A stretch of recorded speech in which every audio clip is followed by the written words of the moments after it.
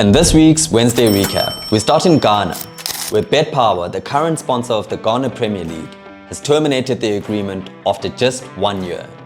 In August 2022, betPawa signed a 3-year, $6 million deal to support the league, and the $2 million annual fee was split this way: $1 million for marketing the league, $300,000 to build a mini stadium, $245,000 for league administration and officiating, and the remaining $455,000 was intended for the 18 league clubs, giving each of them just over $25,000 a season. What's worrying here is the 2 previous league sponsorships were also terminated early. Something isn't quite right in that league. Next up, South Africa announced on Saturday that it's withdrawing its bid to host the Women's World Cup in 2027. The reason being, they prefer to avoid showing a rushed presentation to FIFA in December. SAFA initially stated an interest to host in September 2022, which makes the rushed bid statement a strange one, given that they had over a year to prepare. In addition, we also reported in May that SAFA went to Parliament and they were told that government would not support the bid.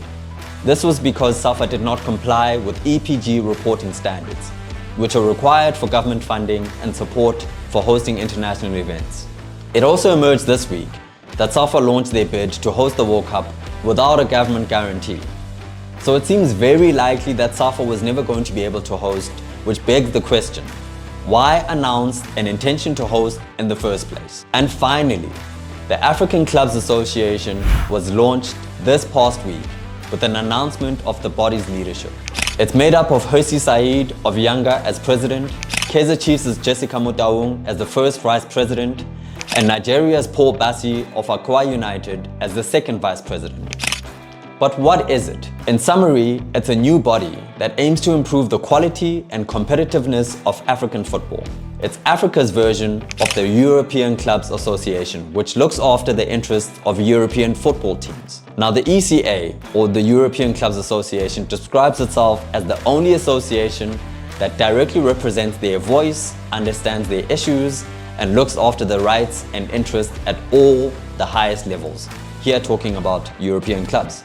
The African Clubs Association, on the other hand, will hope to have a similar impact on the African continent. Thanks for watching this Wednesday recap.